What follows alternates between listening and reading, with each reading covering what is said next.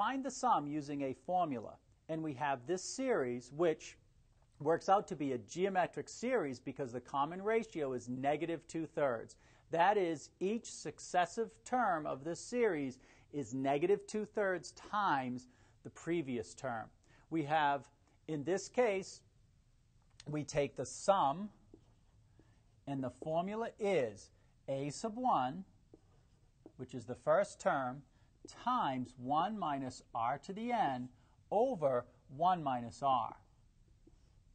So we need to know how many terms there are. 1, 2, 3, 4, 5, 6, 7 terms. So in this case, we're looking for s sub 7. And that's equal to a sub 1, which is 1. So I'll write it this time, but we won't need it from now on. And 1 minus, and as I said, the common ratio is negative 2/3. So this would be negative 2/3 raised to the 7th power. Then, in the denominator, 1 minus negative 2/3. So, of course, let's use our calculator to evaluate the negative 2/3 raised to the 7. So that this would be equal to, we no longer need the 1, so I'm also going to eliminate the parentheses.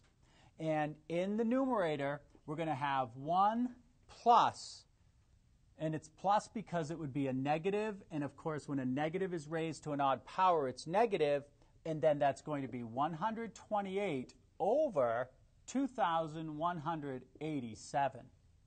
In the denominator, we're going to have 1 plus, and the reason it's plus is because we have minus a negative, and of course it's still 2/3.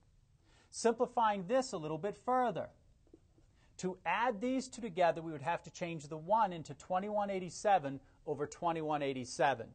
So I'm going to add 2187 to 128. That gives me 2,315 over the 2,187. And in the denominator, we change the 1 to 3 over 3.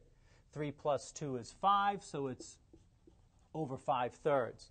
Now, when we divide a fraction by a fraction, we actually take the second fraction, we invert it, and we multiply it times the first. So I'm going to cancel this out here and show the multiplication there.